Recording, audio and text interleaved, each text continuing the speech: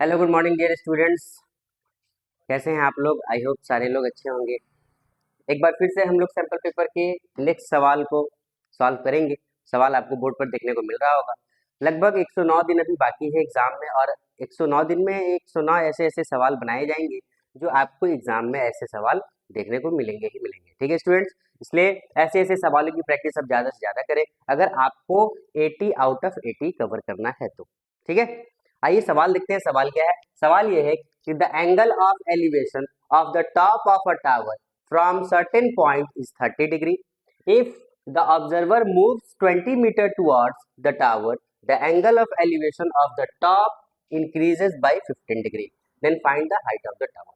यानी क्वेश्चन ये कहा कि अगर आपके पास कोई एक टावर है जिसको हमने पी आर मान लिया है, कोई टावर है, कोई ऑब्जर्वर यहाँ खड़ा है, यहाँ से उस टावर को वो दिखता है तो वो 30 डिग्री का एंगल बनाता है।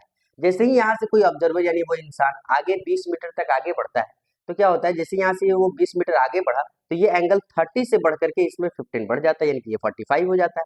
तो आपको बताना है कि आखिर उस टावर का हाइट क्या था। ठीक है स्टूडेंट्स, यानी कि आपको ये हाइट ऑफ टावर बताना है। हम इसमें क्या देखें, इस फिगर में मेरे पास दो ट्रायंगल बन रहा है, एक ये ट्रायंगल और एक ये ट्रायंगल। ठीक है, मेरे पास हमको परपेंडिकुलर निकालना है। कोई भी सीधा लाइन होता है किसी राइट एंगल ट्रायंगल में तो वो हमेशा परपेंडिकुलर होता है। और ये ट्रायंगल कैसा है? तो ये ट्रायंगल एक राइट एंगल ट्रायंगल है, ये भी आपको ध्यान रखना है,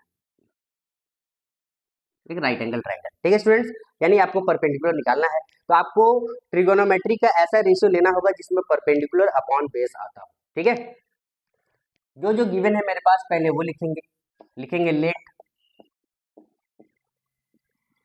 एस आर बराबर एक्स मीटर। एस आर को हमने एक्स माना है। उसी तरीके से the height of tower,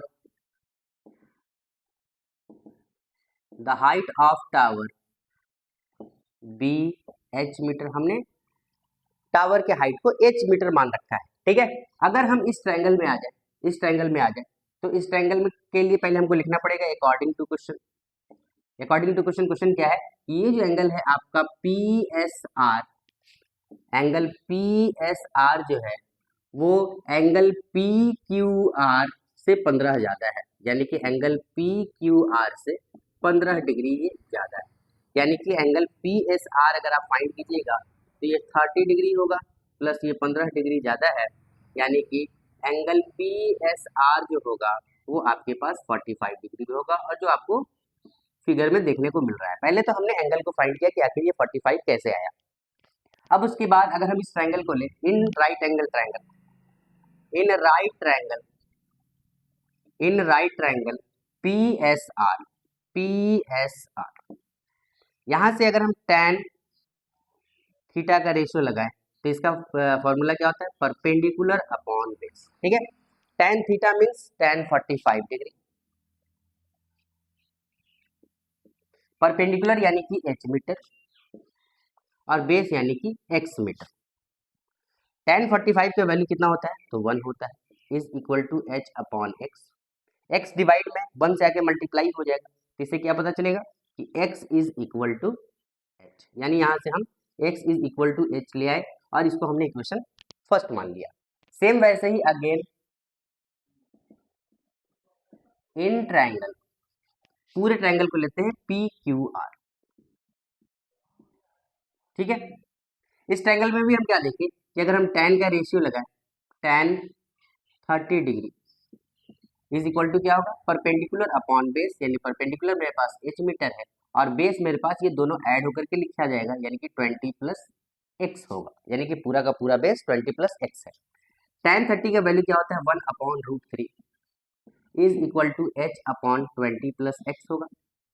cross multiply होगा क्योंकि कोई भी फ्रैक्शन के बीच में अगर इक्वल का साइन होता है तो वो क्रॉस मल्टीप्लाई होता है, यानी 20 प्लस x से अगर हम 1 को मल्टीप्लाई करेंगे तो वही चीज आएगा, जबकि h से रूट 3 को गुना करेंगे तो रूट 3 h होगा। ठीक है स्टूडेंट्स, अब हम क्या देखें कि x के जगह भी हम h लिख सकते हैं, यानी कि यहाँ भी हम h लिख सकते हैं, यहाँ लिख सकते हैं कि 20 plus h is equal to root 3h। ठीक है, ऐसा हमने इसलिए लिखा क्योंकि x is equal to h था। ठीक है, अब हम इस h को अगर उधर ले जाएं, क्योंकि h को फाइंड करना है, 20 अपने जगह पर रहेगा, रूट 3h में से ये h आकर के माइनस हो जाएगा। ठीक है, इसमें हम देखें कि दोनों तरफ h है, यानी h कॉमन है, h को अगर हम बाहर कर लें तो पहले वाले के पास √3 बचेगा, दूसरे वाले के पास कुछ नहीं बचा तो 1 बचेगा, बाकी ये 20 वैसे ही रह जाएगा। ये √3 - 1 जो है ये मल्टीप्लाई में है, इक्वल की इधर ये डिवाइड होगा, यानी यहाँ से h का वैल्यू अगर आप निकालिएगा तो ये 20/√3 - 1 होगा। कोई भी फ्रैक्शन के नीचे रूट नहीं रहता, उस रूट को हटाने के लिए आपको उसको रेशनलाइज करना पड़ता है, यानी कि आपको इसको रेशनलाइज करना पड़ेगा। जिस साइन के साथ है जस्ट इसके अपोजिट साइन से रेशनलाइज करते हैं। अगर ये माइनस के साथ है तो प्लस के साथ, प्लस के साथ है तो माइनस के साथ रेशनलाइज करेंगे, यानी आपको लिखना पड़ेगा बाय रेशनलाइजिंग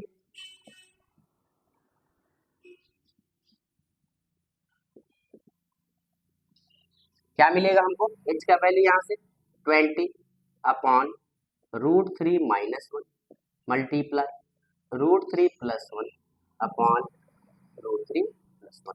मल्टीप्लाई सामने सामने होता है, इसीलिए h का जो वैल्यू होगा इससे हम इसको मल्टीप्लाई करेंगे तो ये होगा 20√3 + 1 होगा। और बाकी ये a - b और a + b क्या होता है, a² - के b², यानी √3 का स्क्वायर माइनस के 1 का स्क्वायर, यानी 3 - 1 हो जाएगा। यहाँ से अगर हम h का वैल्यू फाइंड करेंगे, h बराबर होगा 20√3 + 1 अपॉन में 3 में से 1 घटाएंगे तो 2 होगा। ये 2 से 20 जो है 10 टाइम्स में कैंसल आउट हो जाएगा, तो जो आपका h का वैल्यू होगा, यानी जो आपके पास h का यानी हाइट ऑफ टावर जो होगा वो होगा 10√3 + 1 मीटर, और यही आपका आंसर हो जाएगा। आई होप ये बात आपको समझ में आया स्टूडेंट्स। अगर ये वीडियोस आपको अच्छा लग रहा है तो आप मेरे वीडियो को ज़्यादा से ज़्यादा शेयर कीजिए, ज़्यादा से ज़्यादा दोस्तों तक शेयर कीजिए, ज़्यादा से ज़्यादा इसको सब्सक्राइब कीजिए और सपोर्ट जरूर कीजिए। Thank you.